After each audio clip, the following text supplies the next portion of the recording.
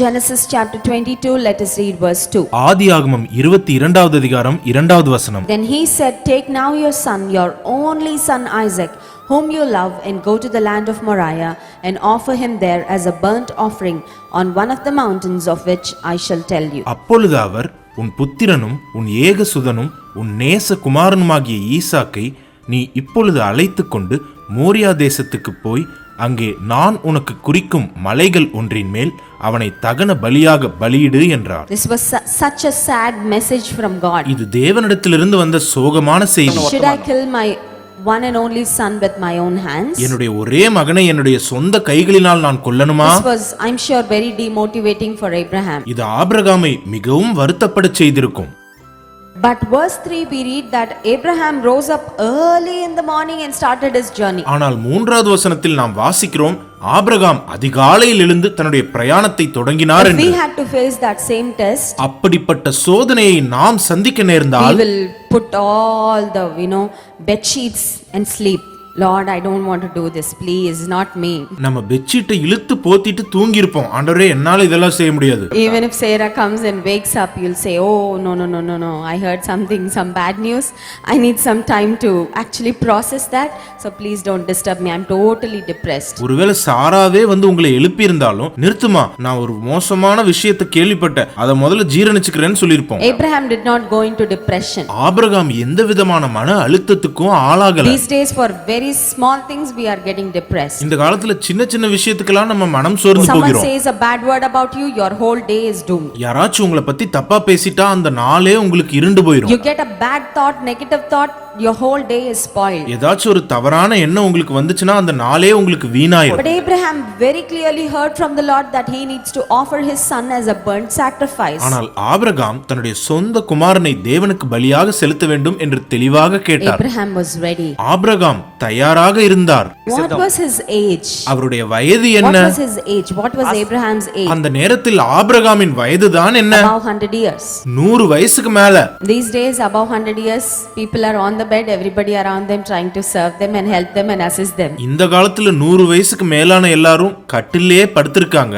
நாம எல்லாரும் அவங்களுக்கு உதவ முயற்சிக்கிறோம். Abraham was like an ever ready battery. He said, God, whatever you tell me I will do. ஆனால் ஆபிரகாம் ஒரு எவர் ரெடி பேட்டரி போல இருந்தார். ஆண்டவரே, நீர் என்ன சொன்னாலும் நான் செய்வேன். He took his son, prepared everything that needs to be prepared for the burnt offerings, and they started off their journey. அவர் தனது மகனை கூட்டிக் கொண்டு தகனபலிக்கு தேவையான எல்லாவற்றையும் எடுத்துக்கொண்டு பிரயாணத்தில் முன் சென்றார். In the middle we see that Isaac asked, Lord, Dad, everything you have taken, but where's the lamb? போகிற வழியில் ஆபிரகாமை பார்த்து மகனாகிய ஈசாக்கு கேட்கிறார், அப்பா, எல்லாத்தையும் எடுத்துக்கிட்டீங்க, ஆனா பலி கொடுக்கறதுக்கு ஆடு எங்க என்று. Abraham spoke with faith, my son, the Lord will provide. என் மகனே, கர்த்தர் பார்த்துக் கொள்வார் என்று ஆபிரகாம் விசுவாசத்தோடு பேசுகிறார். Abraham had great faith in the Lord.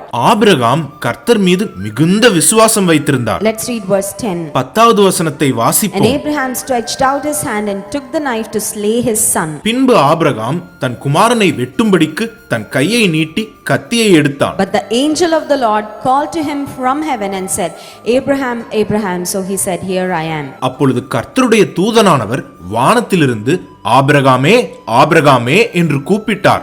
அவன், இதோ அடியேன் என்றான். And he said, do not lay your hand on the lad or do anything to him, for now I know that you fear God, since you have not withheld your son, your only son, from me. அப்பொழுது அவர், பிள்ளையாண்டான் மேல் உன் கையை போடாதே, அவனுக்கு ஒன்றும் செய்யாதே, நீ அவனை உன் புத்திரன் என்றும் உன் ஏக சுதன் என்றும் பாராமல் எனக்காக ஒப்பு கொடுத்தபடியினால் நீ தேவனுக்கு பயப்படுகிறவன் என்று இப்பொழுது அறிந்திருக்கிறேன் என்றார். That was Abraham's testing time. அது ஆபிரகாமின் சோதனை காலம். That was Abraham's time to prove his love and faith in the Lord. Abraham தேவன் மீது வைத்துள்ள அன்பை நிரூபிக்க வேண்டிய தருணம் அது. On Mount Moriah, Abraham passed the test. Moriah மலையில் ஆபிரகாம் சோதனையை வென்றார். ஹalleluya. You know that sometimes God sends some tests your way. சில நேரம் ஆண்டவரே சில சோதனைகளை உங்க வழியில அனுப்புவாரு. It will not be like the half yearly, quarterly, annually exam which will be announced ahead of time with the timetable in the school. ஸ்கூல்ல இருக்கிற quarterly, half yearly, annual examination மாதிரி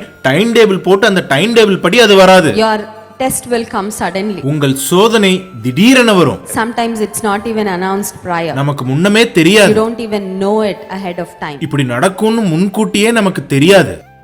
But then suddenly God sends a test to you where you need to prove your love for him. ஆனால் திடீரென தேவன் உங்களுக்கு சோதனையை அனுப்பும்போது தேவன் மீது நீங்கள் வைத்துள்ள அன்பை நிரூபிக்க வேண்டும். If you are full of faith and obedience and love for the Lord, நீங்கள் முழுவதுமாக தேவனுக்கு கீழ்ப்படிந்து அவரை நேசித்து அவரை நம்பினால், anytime you are tested you will pass the test. எப்பொழுது நீங்கள் சோதிக்கப்பட்டாலும் அந்த சோதனையில் வெற்றி கொள்வீர்கள். Abraham proved his love and his faith on the Lord. Abraham தேவன் மீது வைத்திருந்த அன்பையும் விசுவாசத்தையும் நிரூபித்தார். And God said, I don't need your son Abraham, I just wanted to test what's in your heart. கர்த்தர் சொன்னார், ஆபிரகாமே உன்னோட மகன் எனக்கு வேணாம், உன் மனசுல என்ன இருக்குன்னு நான் பார்த்தேன், அவ்வளவுதான். Do you know that God sometimes checks what's in your heart by allowing certain circumstances? சில நேரம் ஆண்டவர் நம்ம வாழ்க்கையில சில சூழ்நிலைகளை அனுமதிச்சு அதன் மூலமா நம்ம இருதயத்துல என்ன இருக்குன்னு சோதித்து பார்ப்பார். Through those circumstances God is actually taking a note of your heart, your intentions and your faith. அந்த சூழ்நிலைகள் மூலமாக கர்த்தர் உங்களுடைய இருதயத்தையும் உங்களோட நோக்கத்தையும் உங்களோட விசுவாசத்தையும் குறித்துக் கொள்வார். Based on your performance in that test your reward comes later. அந்த சோதனையில் எப்படி நீங்கள் செயல்படுகிறீர்களோ அதன் அடிப்படையில் எதிர்காலத்தில் உங்களுக்கு பிரதிபலன் கிடைக்கும். Nobody was there to check Abraham if he was rightly taking his son to offer him as a burnt sacrifice. Abraham தன்னுடைய மகனை தகனபலியாக செலுத்தினாரா இல்லையா என்று சோதித்து பார்ப்பதற்கு கூட எவரும் இல்லை. Never said if Abraham told about it to Sarah or not. இதை குறித்து ஆபிரகாம் சாராளிடம் பேசினாரா என்று வேதத்தில் தெளிவாக குறிப்பிடவில்லை. Maybe Abraham kept it for just for himself, because if he announces it or if he shares it with his wife, she may stop him from offering her son. ஒருவேளை சாராளுக்கு தெரியாமல் கூட ஆபிரகாம் தனக்குள்ளே வைத்திருக்கலாம், அப்படியாவது ஈசாக்கை பலி செலுத்தி கர்த்தருக்கு கீழ்ப்படிய வேண்டும் என்று. Sharing our struggle and problems with other people actually eases our pain to a certain level. நம்மளோட வேதனைகளையும் நம்மளோட போராட்டங்களையும் மத்தவங்களோட நம்ம பகிர்ந்து கொள்ளும்போது நம்மளோட வலியும் வேதனையும் குறையும். All by yourself, keeping all the pain on the inside of you, it's sometimes very difficult. ஆனா எல்லா போராட்டத்தையும் நீங்களே செஞ்சு இருதயத்துல வேதனையை வச்சிருக்கிறது கஷ்டமான காரியம். In God's help, with God's help. கர்த்தருடைய கிருபையினால் ஆபிரகாம் அந்த சூழ்நிலையை மேற்கொண்டார். And finally the Lord said, கடைசியாக கர்த்தர் சொன்னார், verse 13, 13வது வசனம், Then Abraham lifted his eyes and looked, and there behind him was a ram caught in a thicket by its horns.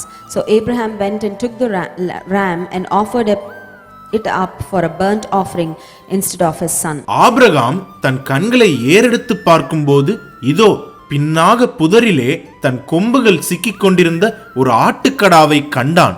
அப்பொழுது ஆபிரகாம் போய் கடாவை பிடித்து அதை தன் குமாரனுக்கு பதிலாக தகன பலியிட்டான். Abraham fulfilled that work.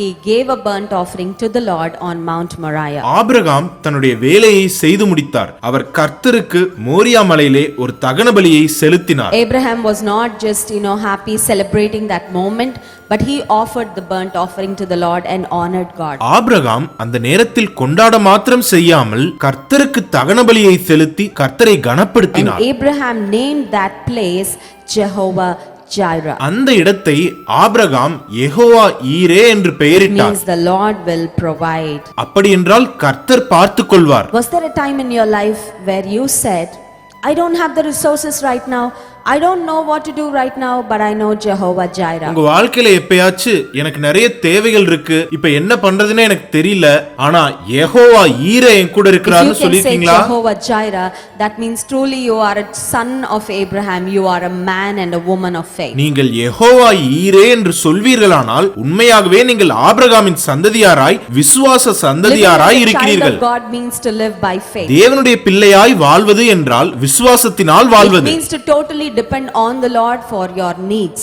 அப்படி என்றால் உங்கள் தேவைகளுக்கு முழுமையாக தேவனையே சார்ந்திருப்பது.